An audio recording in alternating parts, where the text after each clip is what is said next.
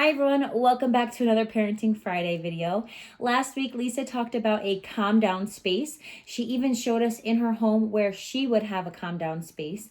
She recommended where that calm down space could be in your home, away from maybe a TV, some other stimulations, a playroom, just a place for your child to go when they're trying to express some kind of emotion or just want time away, to sit and hang out in this space and understand their emotions a little bit better.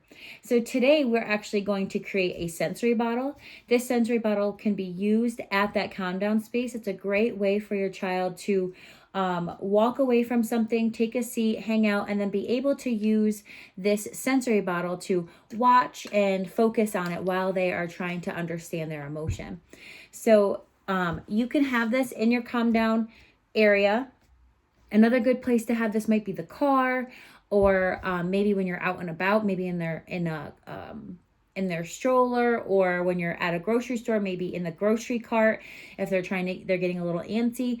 But you can definitely use this in your sensory space, your calm down corner, and it's perfect transition for them. So we're gonna get started. I do want to say everything that I am going to be putting in my sensory bottle were things I found in my home when I'm at the school or when I'm at school and we create sensory bottles. It's common that we also use things that are at our classroom. So there might be some beads, some pipe cleaners, magnets, things like that. So I just wanted to show that I was able to find some of the things at home. Another thing is you can make this fun. If you want to create sensory bottles at home, grab your child and make a game out of it. Go on a scavenger hunt to find all kinds of things that you could put in your sensory bottle. This will help alleviate going out to the store and buying certain things. And so the first things first is you're going to want to have a bottle. I took the wrapper off and I kind of washed it off a little bit, but it's okay if it doesn't come off all the way. I also filled it already with water, but you're going to want to fill it halfway. I filled it a little bit more than halfway because I don't have coloring dye, which you can use for sensory bottles, and it's a great way to add colors to this. But I didn't have any food coloring, so I just have water. So I'm going to hope that this works. So I filled it up with water, and I'm also going to add some vegetable oil to this. This is going to create a bubbly mixture, which is really cool. Again, you can add food coloring to this. I do have some like paint, but I wasn't sure if it would work. So you can test your limits. Try everything. Get creative. The more creative, the better. Make this a really fun thing for you and your child. So some things that I found were these paper butterflies that I had cut up for something that I didn't end up using. So I'm just going to add my stuff to my sensory bottle. I don't know if these will float or sink, so that's another game you can play. Talk about some science and math. Count the things that you put in there. Identify colors. Ask them what color this is. Or even talk about emotions. You can explain why you're making this. I would say something like, when I'm sad, I like to play with this or shake it up and watch what it does. Talk about each emotion, all kinds of things you can do creating this sensory bottle. I also found this, I think it was once to a fish tank, but it's these little green leaves. So I'm just going to add them to it. I found a silly pen that on the back of the pen had this flowery plastic and you could spin the pen. And it was kind of a worn out pen. So I cut the petal so you can see how it kind of has different colors. I cut the petal and I'm actually just going to cut it into smaller pieces. That way there's a few of them in there. And then I'm going to add them as well to the sensory bottle.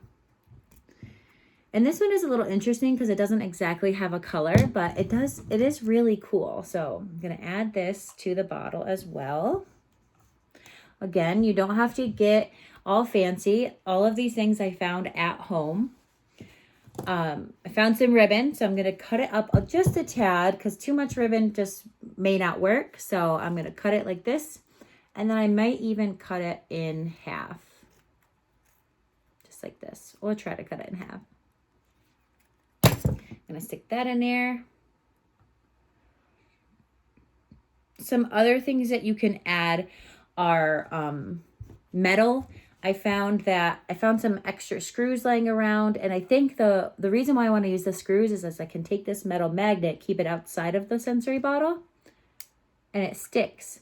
So when the magnet is in the inside, I can put the magnet, or when the screw is on the inside, I can put this magnet on the outside and it'll attach to the bottle. So it's another fun way to talk about science and why is it doing that? Why is it sticking to the bottle and sticking to this magnet? So lots of fun things that you can do creating this sensory bottle. So I'm gonna add a couple screws in there. Those sink to the bottom. I found a penny. I found this plastic circle piece. Not sure what it is. And then I also found a paper clip, which I'm not, paper clip. So I'm not sure if this will actually fit in there, but we are going to try. Oh, yep. And just for fun, I found a pen cap as well. All right. So now I'm going to put the top on it. Another fun thing that you can do is decorate the outside of the bottle with marker, maybe up at the top so you can still see what's on the inside. And then I'm going to take tape. So I was able to find some hefty tape in a drawer, but you can just about use any tape. Just make sure that it's tight enough where no one can take off the top. And you're just going to seal it just like this. If you have multiple children and you do this with all of them, it might be a good idea to put their initial on the top so no one gets confused on whose sensory bottle is whose. And then you just shake it up. And you're able to watch it separate. You can see all the bubbles. You can talk about sinking and floating, as well as, again, talking about emotions and how we can focus on this, and it may help us to calm our bodies and distract us too.